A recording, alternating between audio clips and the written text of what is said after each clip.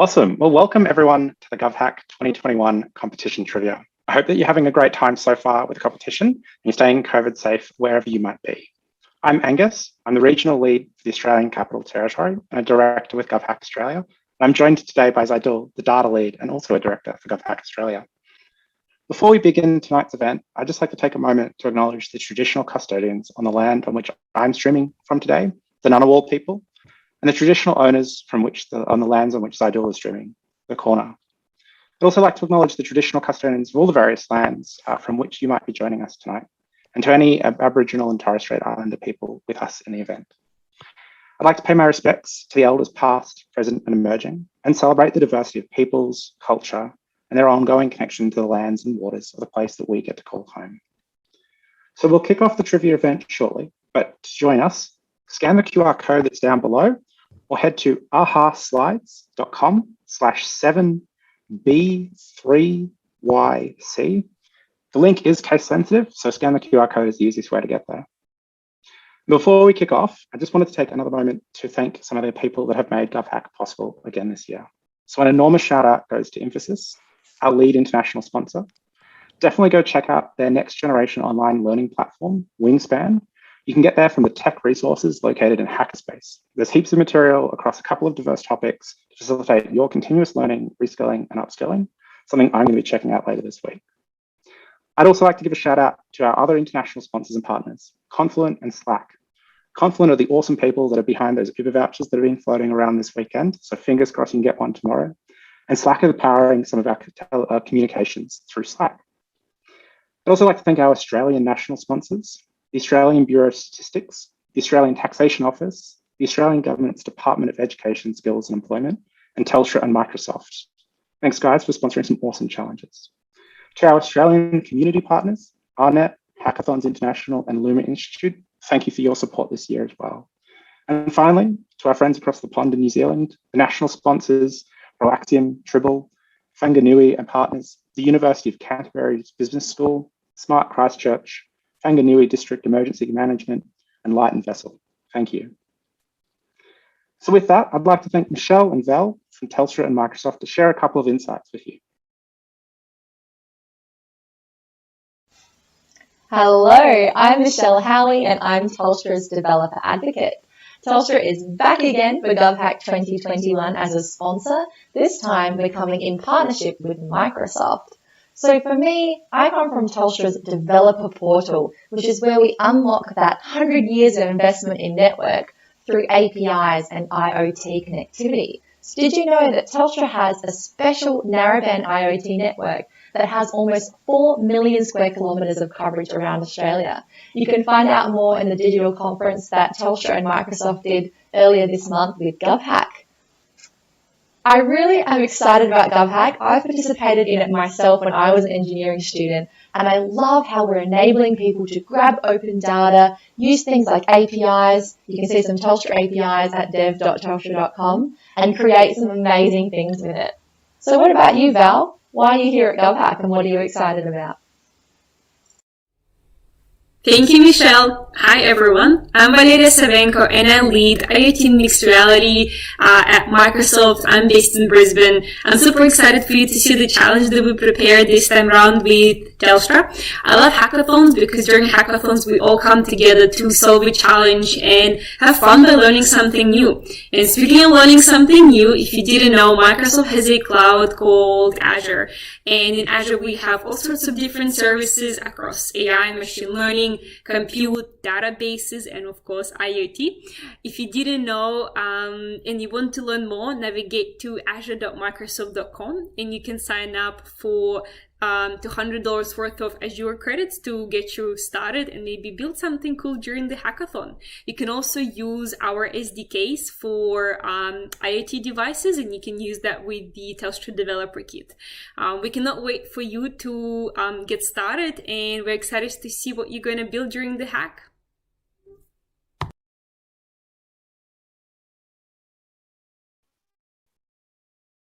Awesome. Well, thanks, Michelle and Val, for those awesome insights. I hope everyone's having a blast hacking away. Don't forget that we love to see what you're working on. You can tag photos on social media with #GovHack or upload photos to govhack.org/photos-2021. We want to see everything that you're working on, whether that's some of the awesome people, the pets, the workstations, you keeping COVID safe, or the projects. So feel free to share everything you've got. Likewise, if you've got a hashtag lifehack at hashtag GovHack, we want to hear about it too. Infosys are really kindly sponsoring a couple of gift hampers this year for up to 10 winners, selected on the most innovative life hack. So share a picture of yourself with whatever is making your life easier this year on Twitter or Instagram. And don't forget to include the hashtag GovHackWithInfosys. And you can tag us too. The contest is open until 7 p.m. Australian Eastern Standard Time tomorrow, so get in. That said, with so many of you joining us digitally this year, we've also got a bunch of digital badges to flaunt off in Hackerspace. There's a badge for the spirit of GovHack, being helpful on Slack, and posting on our social media channels. So make sure you've got your profile page up and running and are registered for the competition. If you're having any issues, jump onto Slack and we can give you a hand. If you're looking for a short break or want more after tonight's trivia, you can also grab some fun over at the treasure hunt. There's a link on the homepage of Hackerspace, and you can solve all 6 clues to earn a badge. Finally, just before we jump across to the trivia, make sure that you're registered for challenges in Hackerspace. You can register for up to 5 challenges. And we've got some great challenges in New Zealand, Australia, Tasmania, and the ACT that need a little bit more love. So don't forget to get them in. Awesome. We will jump across to trivia.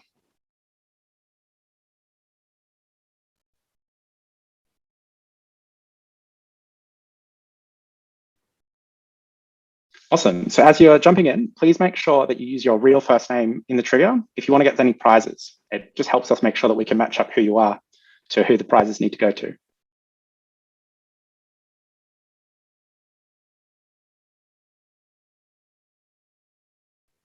Ooh, and people are streaming in. So we might just give everyone a couple of moments to join. And while we're going at that, Zaidul, what's some of the awesome stuff that you've been seeing so far? Yeah, the GovHack, GovHack weekend is always very interesting. And this year we got so many exciting challenges. I was just going through them. I was just thinking if I can actually participate even. It's like so exciting challenges. A lot of new data sets came up, and it's really exciting this time. And a lot of new participants also coming in this year. So it's exciting. So how you have been doing? Yeah, it's been great to see. Things from IoT to AI to water data. Some really interesting challenges this year. It's been exciting. And it's great to see a couple of new faces as well. Always good to have extra or new people to GovHack too. Wow, people are joining. We can see they are just jumping in. Wow. Yep. Ooh. Yep.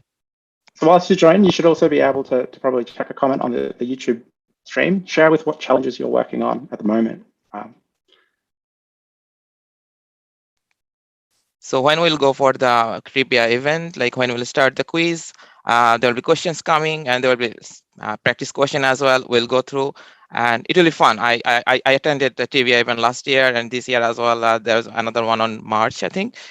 It's real fun. It's great fun. So I hope you all will enjoy it.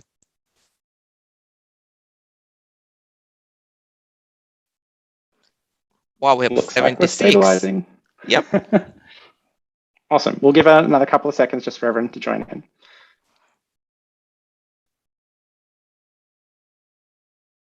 '83. It's jumping in. The numbers are jumping in.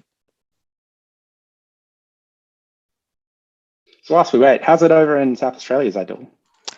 Yeah, it's good. There are a lot of participants here actually, and they are excited. They are jumping in. They're just creating their projects. They're locking on the challenges. I will say it's different this year. It's a lot of excitement we are seeing here. What about ACT? Yeah, we've been doing it digitally. So joining some of our friends down in Melbourne and Sydney this year, which has been great to be part of. It's awesome to see that GovHack can still survive even in the midst of a lockdown. But a little bit challenging not being able to get out into the sun quite as much, but keeping safe, which is important. Yeah. We have 90 players already. Yeah, you said like digital events also opens up the a lot of opportunities as well. The people can join across the border, and the participant number also comes up more when we have the digital events. Absolutely. And there's a couple of ACT challenges that are definitely looking for some teams to throw their names down to if anyone out there is looking to get involved. You can on Hackerspace, and or Slack, actually jump into a couple of the channels and find participants. I think we've set up the find team this year to find a few extra faces. So don't hesitate to grab a few people and enter a few extra challenges.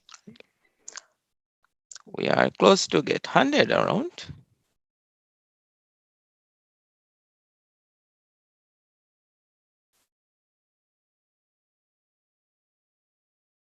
It's 90 players.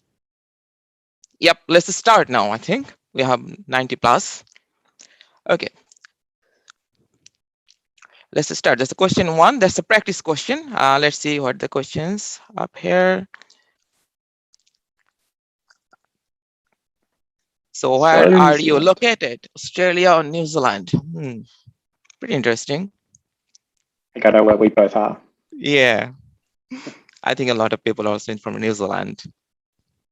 I mean, this question's kind of important. You got to rep which country you're coming from today. Exactly. Awesome.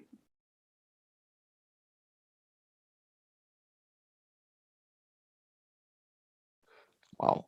80 from Australia and 12 from New Zealand.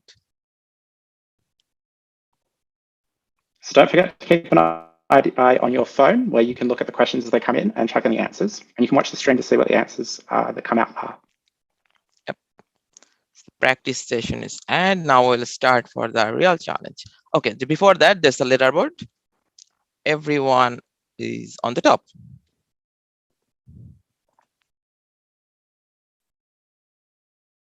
Let's start the real quiz. So round 1.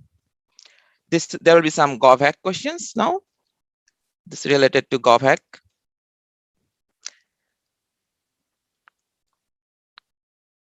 So here's the question. This year, which locations have physical competition weekends? We have got 4 answers here. Like, which one is correct? Let's see. Adelaide, Wellington, Brisbane, Albany. There is no Canberra. My heart is broken. Yep. But no, what awesome locations. Yeah. Not even sure which one wouldn't be physical. Ooh. Countdown, thumbs up. Let's see who is on the top. Oh, Adelaide and Albany is the correct answer. We're not having a physical event in Wellington and Brisbane because of the lockdown. 72 people. Okay, that's fine. Let's see the leaderboard. On the top is Jason.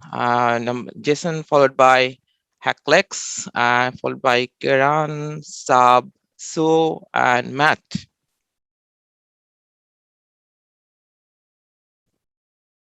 Let's go for the next question. Look at your device and what are this year's challenge themes?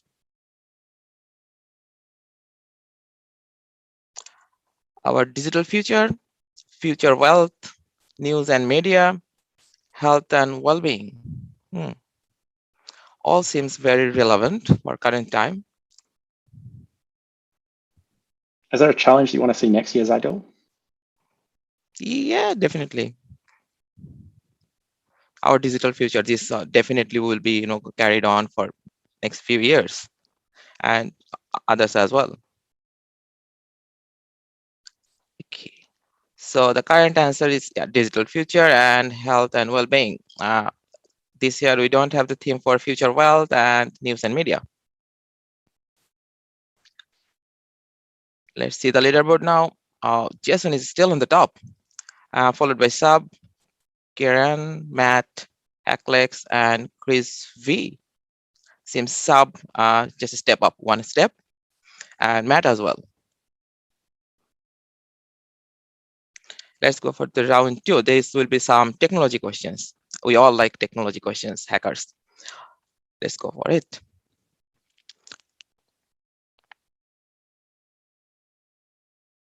What does CD-ROM mean? Very interesting. Yeah, I have seen CD-ROM, but what does it mean in real world? Card disk random operation memory, card disk read operation memory, compact disk read only memory, circle disk random operation memory. Pretty interesting. Seems all are correct, but definitely not. Let's see which one is correct.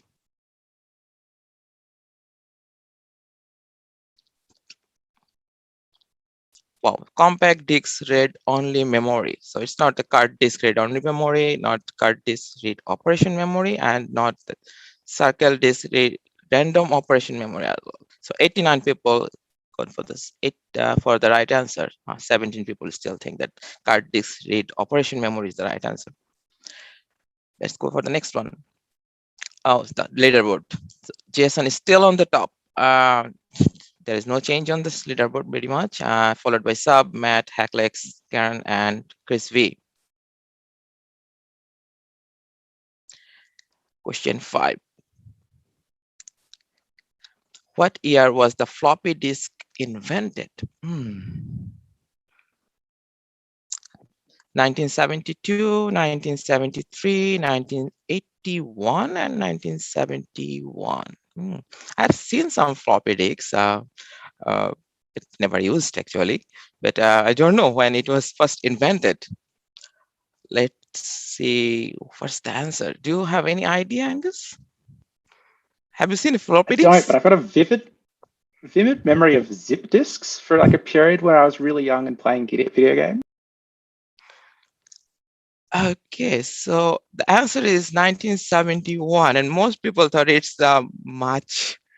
It's not that old, so it's 1981, but it's 1971 the first time floppy disk was invented. Not in 73 and not in 72 as well. Let's see the leaderboard. Jason is still on the top. Oh, we got a new one. Manindra the Mel. He come into 7. And Harley as well. It's a new one on the list for 6. And then followed by Sub, Daniel Hard, and Matt gone a bit down. Yep. Pretty hard contest, I will say. They are pretty much close to each other. Let's see for the next question. Question 6. Which one of these is not a cryptocurrency? My favorite thing, blockchain. So let's see what's the answers here. Possible answers: Ethereum, Cardano, Ripple, Dogecoin. Yep, Dogecoin. Sorry. Yep. So so they're all familiar name, but which is not a cryptocurrency? Pretty tricky. Are you interested in blockchain, Angus? Yeah, so fun fact about me, I worked a little bit on blockchain policy for the Australian government for a little. So definitely you know the answer. Let's see what's the answer. Cardano. 79 people hit the correct answer. 18 think that is Ripple. It's not Ethereum and Dogecoin. Interesting. You knew the answer, Angus? Oh yeah, I think I own all 3 of the others too. Okay, let's go.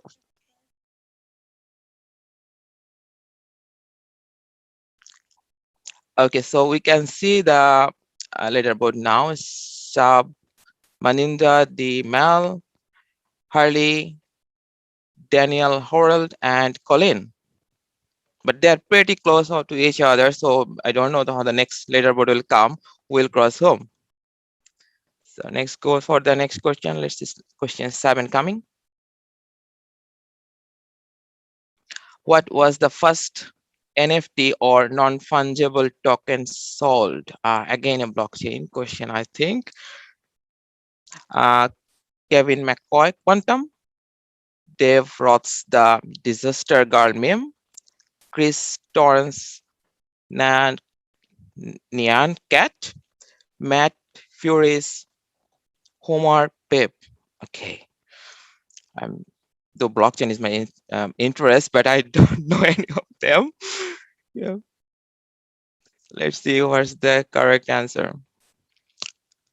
Okay, it's Kevin McCoy's Quantum. 46 people get the right answer, and 33 people think it's like Chris, Torres, Nan, Cat, and it's not the other two as well.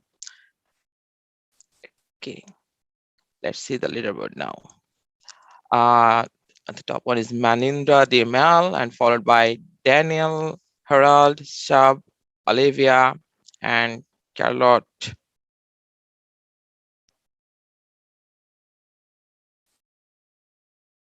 Question 8. What does QR in QR code stand for? Pretty interesting. So we scan the QR code here. So what does it mean? Quick read, quad rate, quick response, what read? We all scan QR code here in Adelaide whenever we go somewhere, but what's the meaning of QR code? QR code is QR code. What's the meaning of it? Let's see who knows the answer. Do you know what is the QR code? Have you heard about it? Like, what is the meaning of QR code? I haven't, but it's crazy to think that like a couple of years ago, no one thought that the QR codes would be a big thing, and yet here we are. Yeah. Oh, quick. The answer is quick response. Yeah, definitely. It's response pretty quick when you scan it. Everyone thinks it's quick read. It's not quick rate or quick read, quad rate. Good to know. So next time anyone asks me, I can say like, what is the QR code? So the top one is Maninda Mel, Daniel Herald, followed by, and Olivia, Colin, Joe, Mama. Yep. So I think there is a bit change on the leaderboard now. Yep. Let's go for the next one. Question 9. Sit tight. Who is the creator of Unix shell? Yeah, I used Unix shell a few years ago, but who is the creator of it? Bill Gates? Ken Thompson, Alan Turing, Tim Berners-Lee. Couple of familiar name here, but did they really create a Unix shell?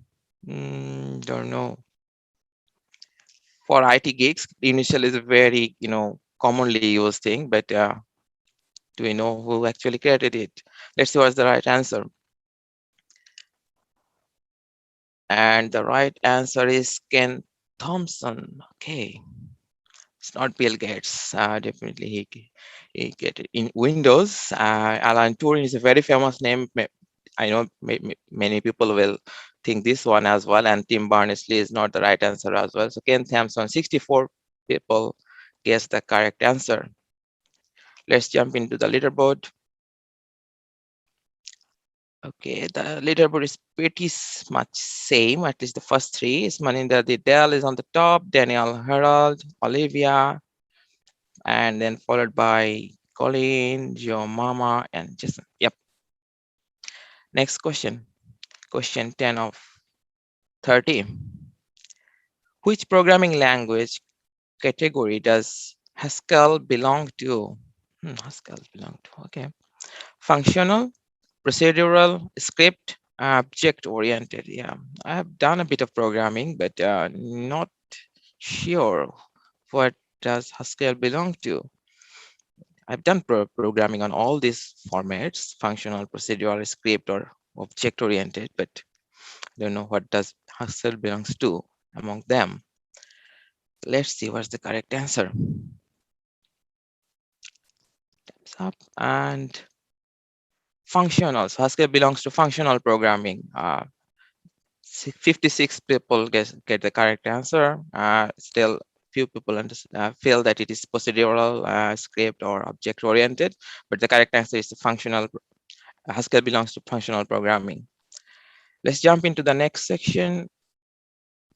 And the leaderboard is still pretty consistent. Maninda is on the top. Harold, Jason, Colin, Olivia, and Sub. Now let's see question 11. How many source downloads did Python have in May 2020? Pretty interesting, pretty tough question, I think. Is it 10 million, 6.3 million, 5.3 million, and 3.3 million? It's approximate. All the numbers are approximate. So I used Python, but I don't know how many of them was downloaded on May 2020. Okay. So what's the answer? The answer is 5.3 million. 28 people only get the correct answer. It's pretty tough to remember this download numbers, definitely. It's 49 people, the top, they think like it's 6.37 million. Let's see the leaderboard if there are any changes up there. It's pretty same. We got a new contest. Colleen is coming up and Olivia is coming up as well. Yep. Next, jump into the next one. It's round 3, and that's mostly about the data questions. I will hand over to Angus for this. Awesome. I might take them off your hands too. So the first data question that we've got, if it loads, there we go. So we've all been on data.gov.au, but how many datasets are located on data.gov.au? 101,000, 87,000, 77,000, or 107,000? Ooh, this is a good one. Yeah. I feel like I've been looking at data.gov.au all day. Yeah. I know the number is pretty high, and you see all the numbers are pretty high. So, but exactly which one, it's difficult to remember. Yeah. And we get to find out 101,000, almost 102,000. That's crazy to sort of see. That's such an awesome number of data sets getting uploaded. Yeah, there's a lot of data actually. And has that changed any of the leaderboards?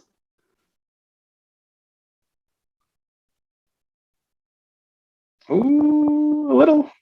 We've got some names moving up. Shub coming up. It's awesome to see, guys. Awesome. So the next question. So GovHack's all about open data, but when is International Open Data Day this year? Or I should say, when might have been International Open Data Day this year?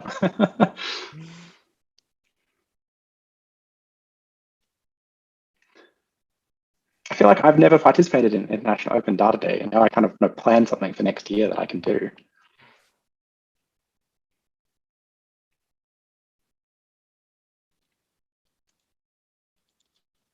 Awesome, and the answers are coming in. So May, April, February, or March? Where did everyone think it was going to land?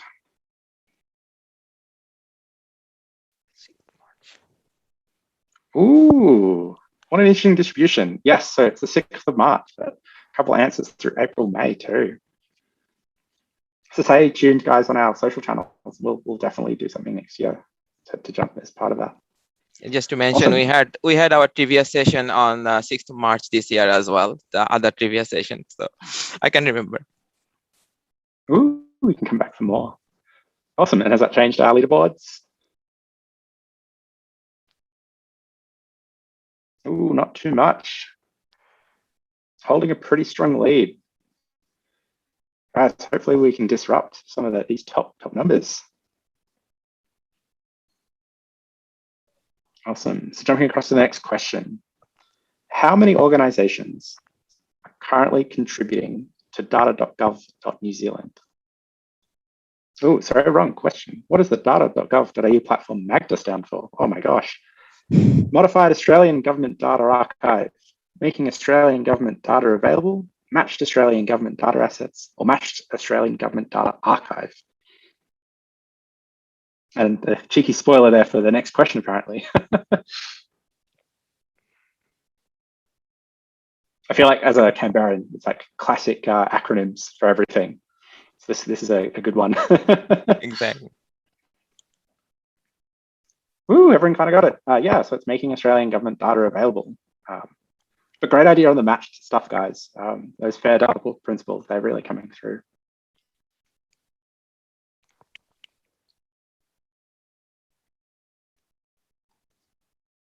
Ooh, a little bit moving around. That's cool to see. We got a new contingent, Joe.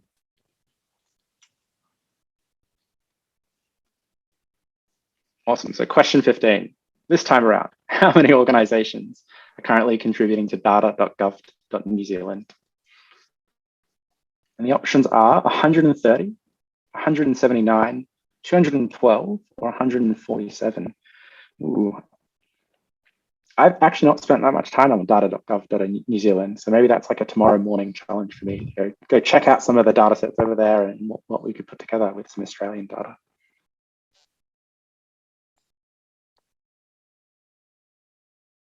Ooh, and the answers are coming through.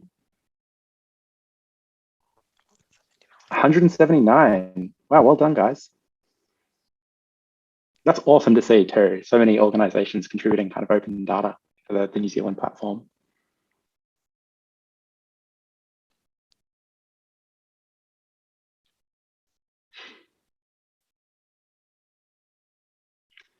Awesome, not too much change there.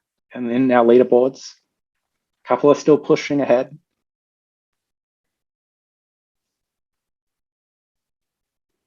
Awesome, and question 16. Who founded the data analytics and data science site KD Nuggets? With the possible answers of Gregory Piatsky Shapiro, I have definitely butchered that pronunciation, Nathan Yao, Hilary Mason, or DJ Patel. Ooh, have you ever been to KD Nuggets? No, really. I will say I never went there. Yeah, but I will definitely check after this session. I don't think I've ever been either, so definitely one on the list. I feel like a bit naughty for saying that.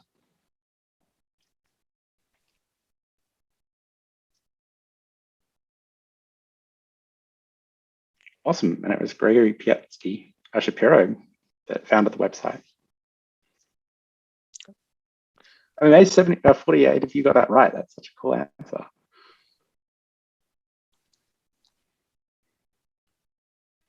Ooh, a little bit of movement there.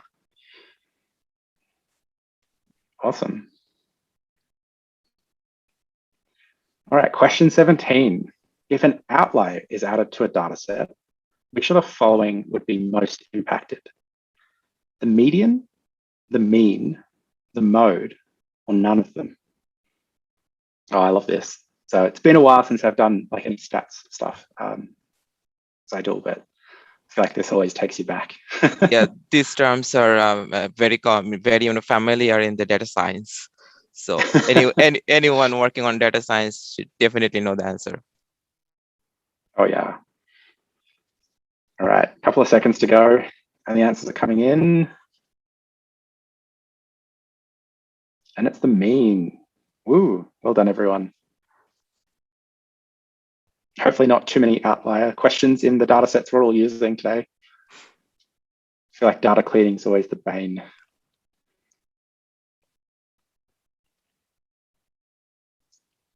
Awesome. And Manitra Del May pushing ahead, wow, on 1200.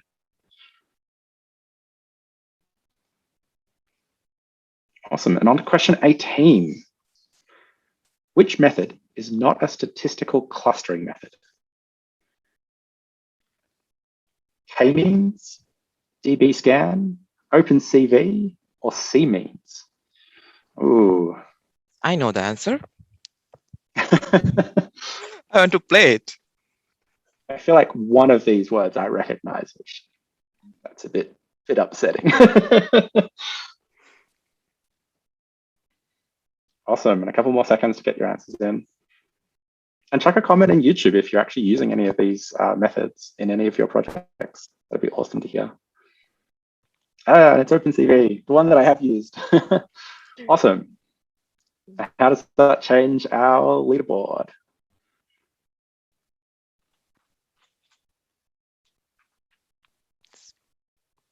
Ooh, catching up.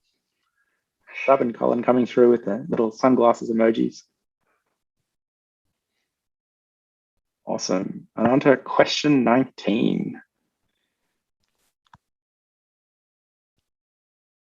So which of these is an inbuilt R dataset? Violet, Rose, Iris, or Marigold?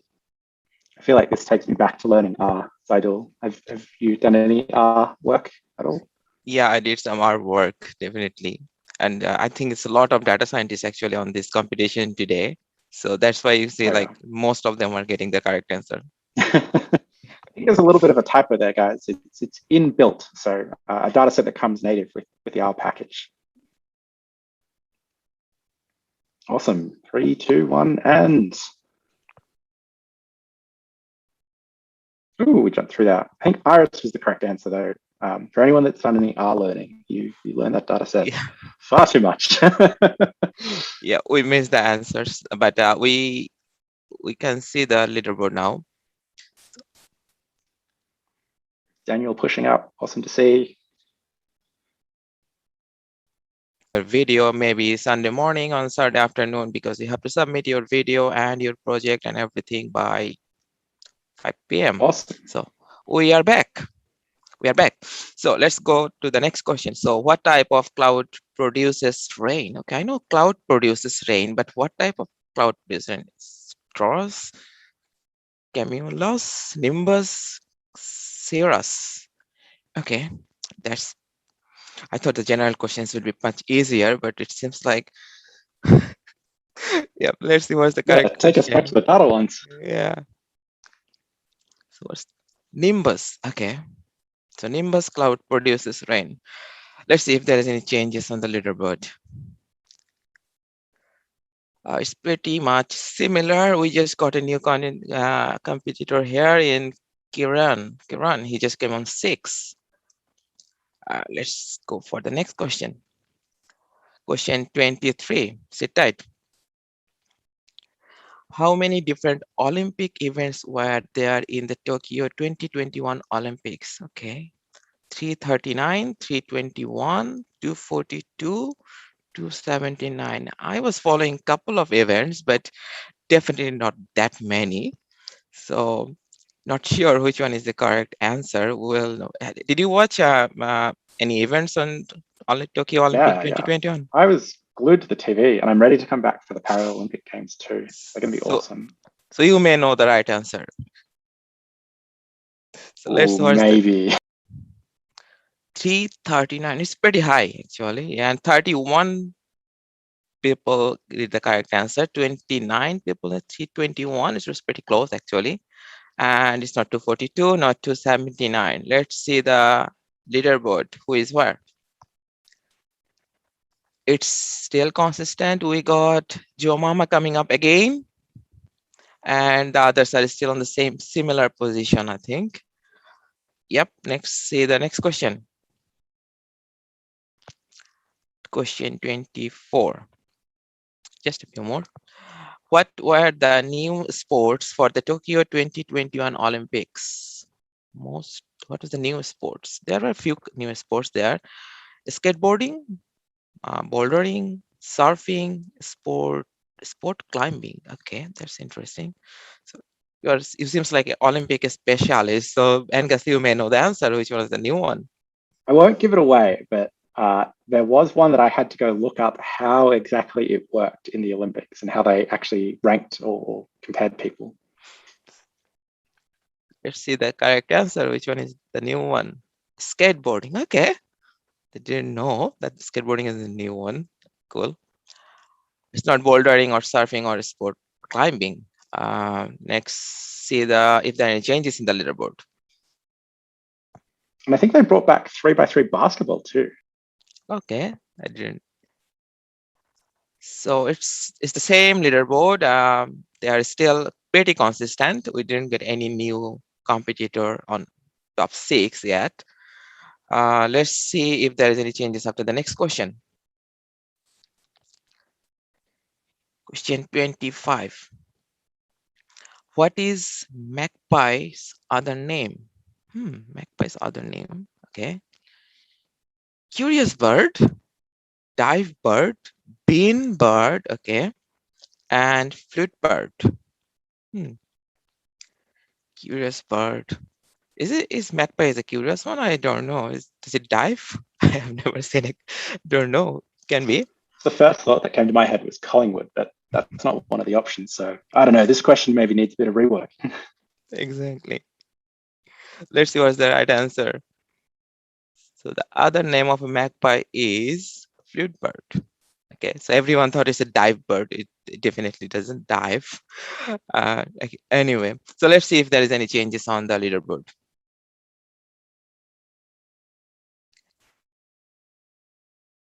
It's pretty consistent again, but I think sub came a bit down. I can't remember what was the last situation, but it's the same competitors on the top 6.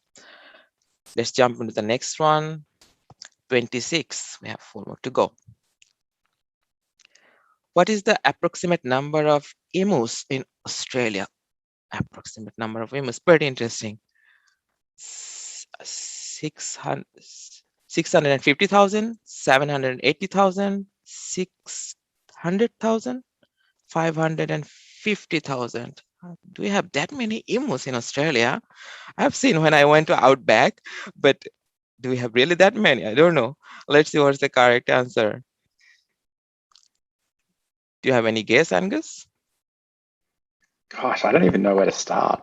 That's so many emus. Okay, 43 people get the right answer and 650,000. That's a lot. Yeah. Let's see if there is any changes on the leaderboard. It's pretty same. I think it was the same situation on before the previous question. It's pretty consistent for last few questions. Okay, let's see the next question. 27 of 30. What are the coordinate of deepest part of the Pacific Ocean? I know what is the deepest part of it, but I don't know the coordinate. Okay, there are a few lat longs here. So they're pretty close, all of them. 11 degree 23 north, 142 degree 30. Yeah, it's a lot. It takes a lot of time to read them, all of them you get from the screen, but I really do not know. I know which one is the deepest part, but I don't know the coordinate of it. Gives me flashbacks to like GIS data and geographic coordinate systems. Exactly. So it's 11.332 degree north, 142.202 degree east. Okay. Next time I'll remember this one. I know that place, but not the exact location. Let's see if there are any changes on the leaderboard. Oh, we got a new one. Jack Craig. He came up on 6. And we got another, I think I can't remember the name. Got down. He was on 6. Jack Mama, I think, or something. I can't remember. Anyway, so let's go for the next one.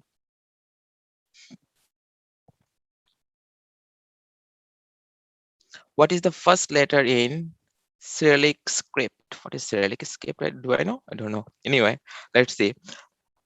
A, E, Y, I. Okay. Have you heard about Cyrillic script before, Angus?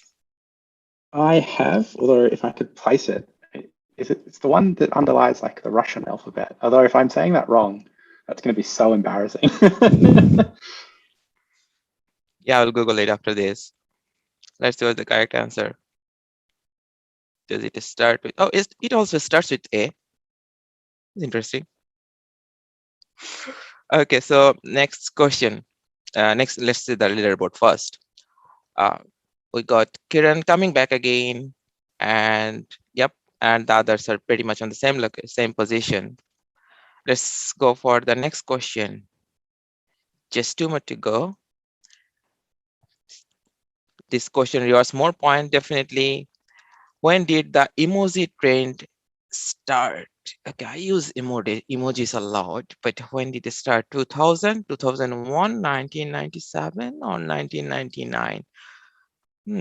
I've been using for many years, but from when I started, I can't remember. And when it really was as a trend it started, I really don't know. But let's see how many people can guess the correct answer. Do you use emojis, Angus? I'm one of those awful people that has like the one emoji that I always go to. Okay, 1997. Okay, that's pretty old actually. That's good. Okay, let's see the leaderboard if there is any changes out there. Joe Mama coming back again. That's good. And Kiran going up. I think we lost someone from 1 to 6. He or she went down. Maybe you'll come on after the next question. Let's go for the last question. So when you finish the trivia, just take a screenshot of your winning screen and send it to Jason to claim your prizes and the badge. So the last question coming up. What is the meaning behind this secret code? ... and a hyphen, ... and hyphen, ... hyphen. Okay. Hello? Hi? Hello? HLLO. Okay. That seems like cryptographic things. Any idea, Angus? With all that background in blockchains, I do. Yeah, gosh, it's been so long since I've had to try to translate these. Yep. Time's up. Let's see where's the HLLO. How to pronounce it? Hello or hello? Don't know. Okay, so we are done for the trivia event. Let's see the final leaderboard. Jack Craig coming back. So the first place is Manindra Del Mar. It's 1969 points. And then followed by